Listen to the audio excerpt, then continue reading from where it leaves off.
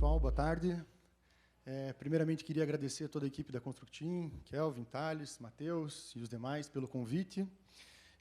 Hoje eu vou estar apresentando aqui um pouco mais sobre captura de realidade, dando sequência ao que o Vinícius colocou muito bem aqui para nós, e vou estar falando um pouco de um case que hoje é talvez o maior case do mundo de aplicação de captura de realidade no setor elétrico, que é o case das subestações da Axia Energia. Para quem não conhece o nome Axia Energia, até 5 dias atrás se chamava Eletrobras. Agora eles mudaram de nome aqui, aí qualquer coisa vocês têm que reclamar com a Ana e com o Fábio, que estão aqui do lado. Bem, vamos lá. Aqui um sumário rápido do que eu vou estar falando hoje, né? Acho que trazendo desde uma apresentação geral da empresa, sobre o fluxo de trabalho, e depois indo um pouco mais a fundo nesse case, que é algo impressionante. Tá bom? Bem, primeiramente uma introdução sobre mim. Meu nome é Eduardo Oliveira, eu sou engenheiro civil formado pela Federal do Paraná, tenho especialização em gestão financeira na Universidade de Illinois, um Master em BIM Management na Ziggurat na Universidade de Barcelona e um MBA executivo aqui no INSPER. Sou CEO da BIMstart e atuo também como membro de alguns conselhos. Além disso, sou cofundador de uma empresa na área de gerenciamento de obras industriais. A BIMstart ela é uma empresa curitibana, né, fundada em 2018. Então, hoje, nós estamos aí com 7 anos e meio de atuação. E, basicamente, essa empresa tem como os alicerces fundamentais a captura de realidade e o BIM. E de onde que veio isso? Eu sou engenheiro civil, eu trabalhei aí com diversos projetos, e conversando com outras 2 pessoas, eu percebi que toda vez que a gente ia desenvolver o projeto e precisava contratar um serviço que tinha como objetivo descrever o meio físico no qual os nossos projetos estavam inseridos, isso costumava ter 3 grandes problemas. Primeiro, esses serviços custavam muito caro. Segundo, que eles demoravam muito tempo para ficar prontos. E terceiro, e pior de tudo, que depois de esperar um tempão e pagar caro, vinha um negócio meia-boca que não atendia a nossa expectativa.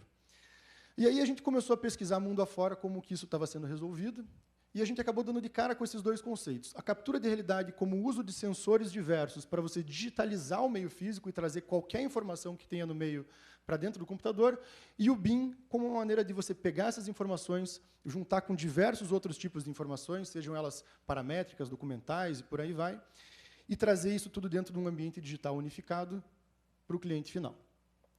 Hoje, a BIMstart atua com diversos clientes de diferentes setores, né? Sendo esses setores, aí, principalmente hoje eu coloco águas e energia, que corresponde aí, a mais da metade dos nossos projetos, mas também indústria, mineração, saneamento, arquitetura e restauro, e por aí vai.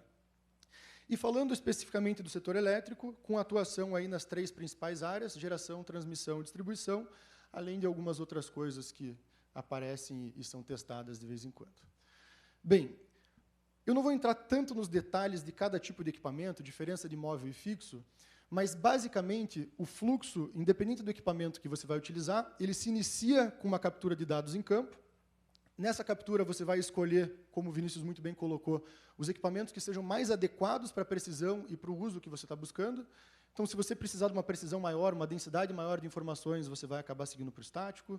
Se você precisar de uma área grande em pouco tempo e não tiver necessidade de uma precisão tão grande, você vai acabar seguindo para o móvel. E até usar outras tecnologias complementares que eu vou mostrar depois.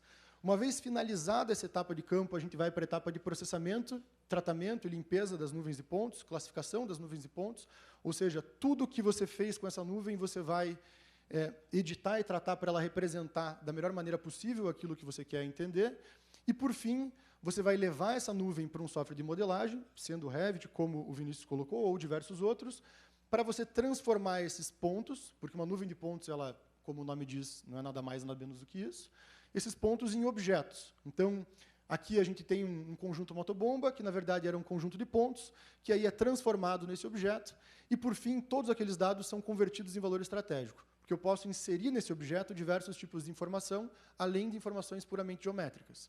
Eu posso inserir quem foi o fabricante, qual o modelo, quando foi comprado, quanto custou, qual a potência e qualquer outro tipo de parâmetro que seja necessário.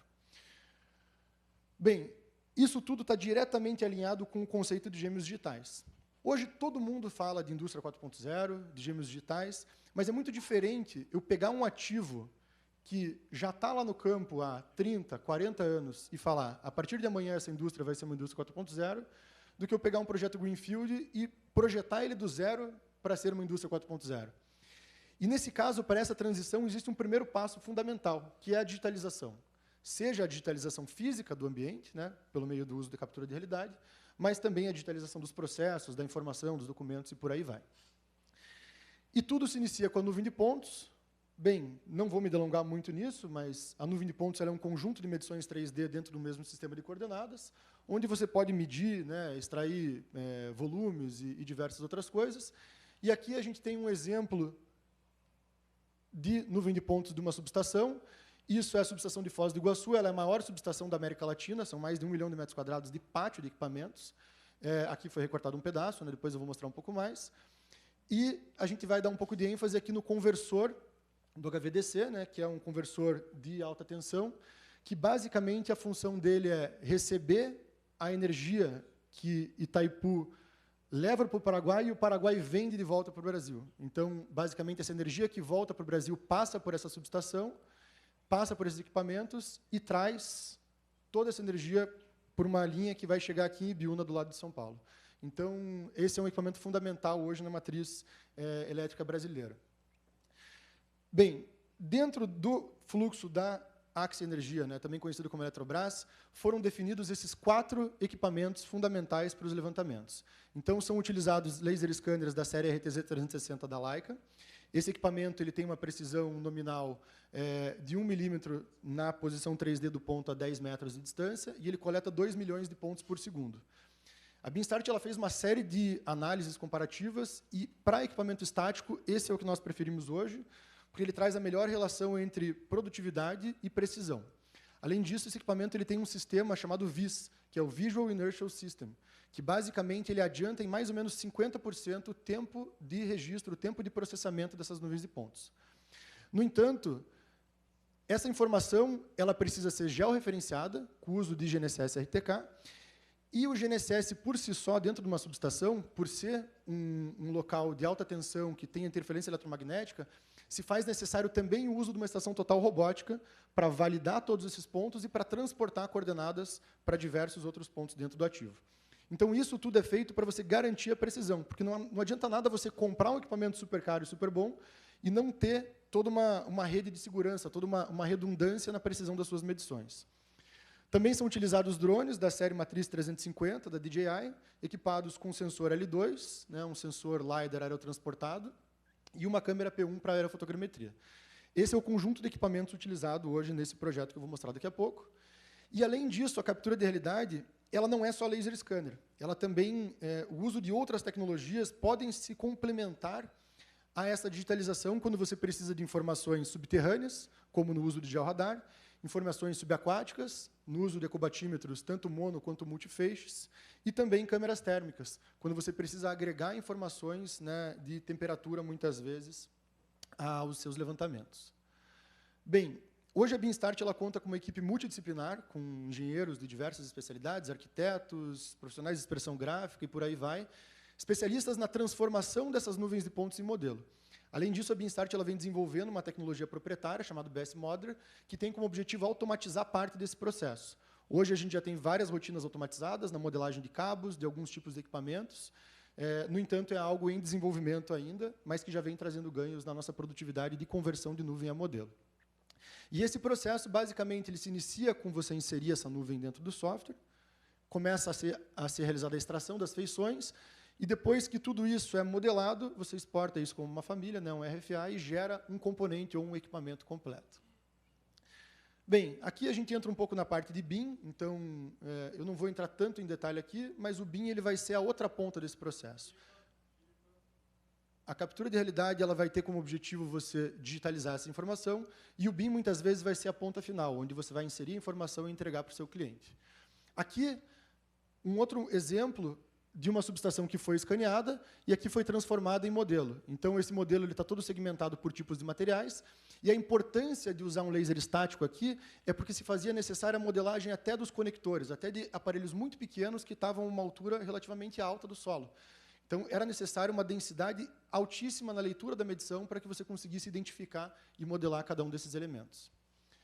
Além disso, uma vez que isso foi modelado, foram capturadas com câmeras as fotos das placas e as propriedades dos equipamentos, para que isso fosse inserido como parâmetro no modelo e ele pudesse ser um gêmeo digital estático. Então, aqui, o cliente, Eletrobras, Axia Energia, no caso, pode clicar nesse modelo, pode entender exatamente o que é cada equipamento que tem lá no local.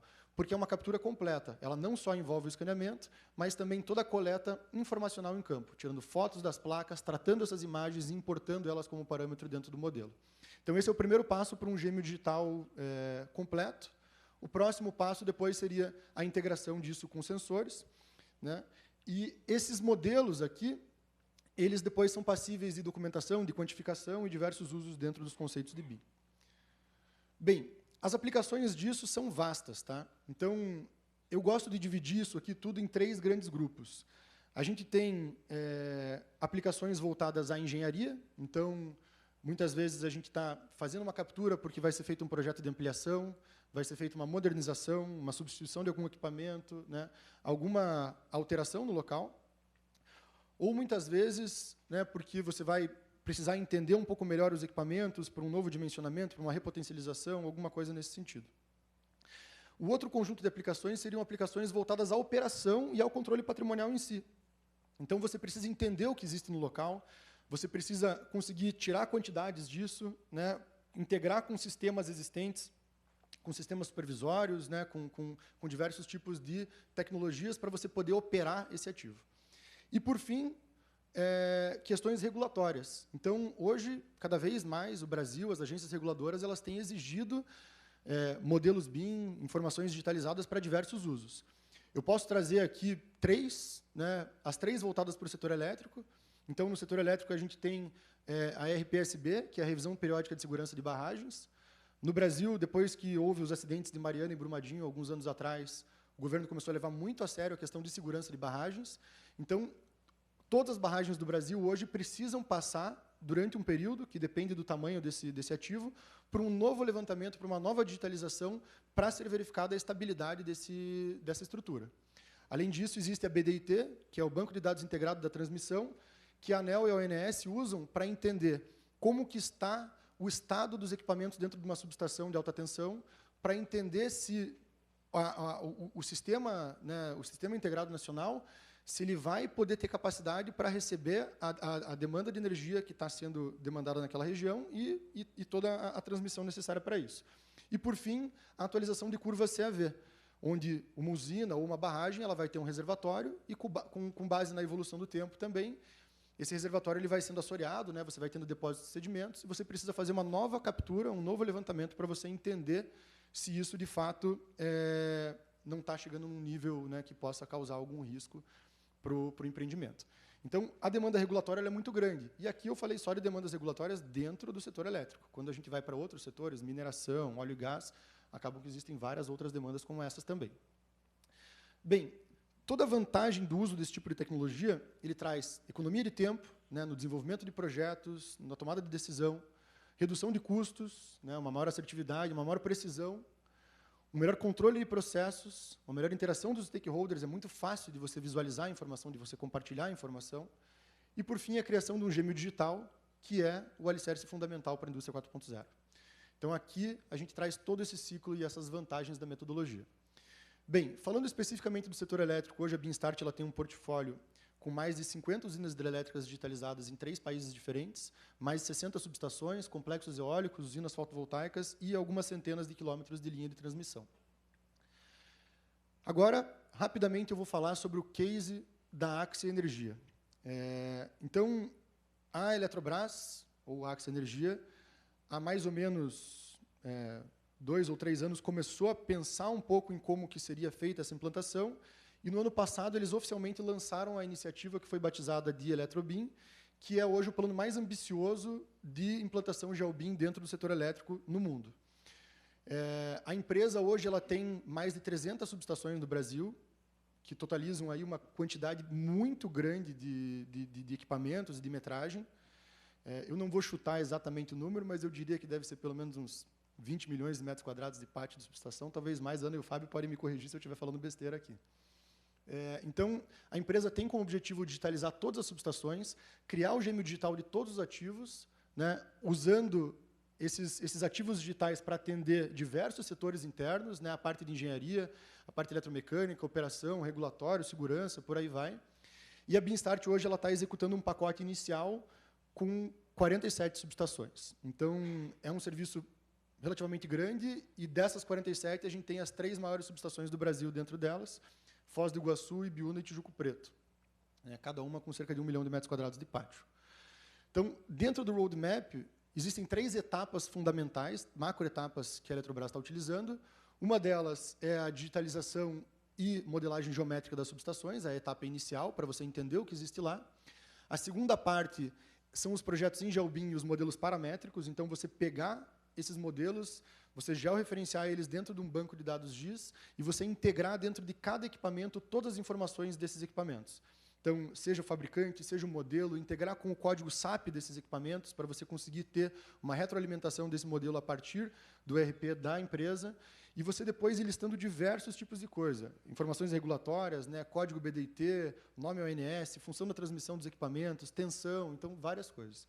E, por fim, a elaboração de modelos operacionais em Utility Network, né, e os Digital Twins, que seria a última etapa, você pegar esses modelos e você integrar eles com medidores de tensão, de corrente, de temperatura, tudo que existe lá em campo para que você possa clicar nesse equipamento e entender exatamente naquele momento o que está acontecendo no local. Então, não só a informação estática, mas a informação dinâmica também, que norteia toda a tomada de decisão e ajuda muitas vezes a você tirar pessoas de dentro da subestação, que são locais que trazem risco à saúde dos colaboradores. Dessas 2 etapas iniciais, né, que é o escopo da Beanstart nesse momento, foram divididas 8 fases fundamentais.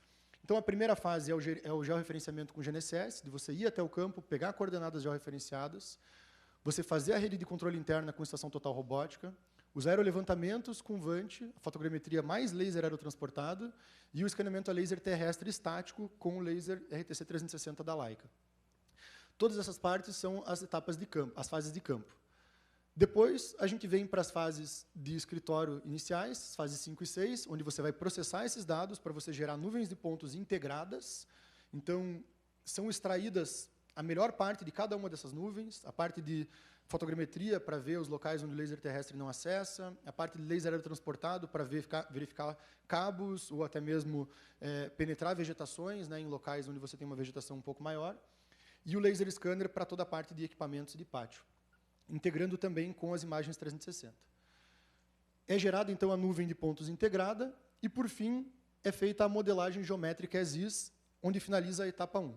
A etapa 2 vem nas fases 7 e 8, onde a equipe volta até o campo com uma câmera de altíssima resolução, tira foto de cada uma das placas, coleta diagramas unifilares, extrai planilhas do SAP com o apoio do cliente, para depois conseguir criar um banco de dados e integrar isso junto com os modelos. Então, é um processo bem completo, e aqui a gente tem um vídeo trazendo mais ou menos esse resultado. Aqui é a primeira parte, então, de uma nuvem de pontos de uma subestação. Essa é a subestação Itaberá, uma subestação de 500 kV. E a gente tem, então, a leitura desses equipamentos, até que a gente chega no equipamento específico, que vai ser a nossa referência. Esse modelo, depois de transformado, então, ele vai ter a categorização por pátio de tensão, por tipo de material, né, por tipo de equipamento e por aí vai. E esse equipamento, que é o nosso equipamento de referência, lá no canto vocês podem ver toda a parametrização dele. Então, a gente tem diversos tipos de parâmetros que são inseridos, a foto do equipamento em campo e também a foto da placa, tanto a placa principal desse equipamento que estava lá, quanto eventuais placas secundárias. Esses equipamentos eles podem ter um acionador, que tem uma placa à parte, né, e outras coisas. Então, isso aqui a empresa vai usar para fazer toda a gestão, né, do ativo deles, todo o entendimento da operação e também subsidiar as demandas regulatórias e de um eventual EPCista, um eventual projetista que vai pegar isso para desenvolver seus projetos em cima. Bem, meu tempo está chegando no final. Eu queria só trazer um pouco da magnitude desse modelo da subestação, dessa nuvem de pontos da subestação de Foz do Iguaçu. Essa é a maior subestação da América Latina, né? Então, a gente tem a parte vista de cima, aerotransportada, né? Isso aqui, esse projeto, foram mais ou menos 10 mil cenas de laser scanner estático. Então, combinando aí 8 setores independentes de projeto, divididos por tensão e por frequência, né? Essa subestação ela tem uma parte em 50 Hz e uma parte em 60. E aí, para você conseguir compilar e montar essa nuvem de pontos completa. Por fim, uma vez essa nuvem feita, a gente vai chegar no modelo dessa subestação como um todo. Então, aqui a gente está vendo 1 milhão de metros quadrados de pátio de subestação já modelados, categorizados, né, parametrizados, com seus equipamentos, tudo para subsidiar qualquer coisa que seja necessária aí no maior ativo de transmissão da América Latina.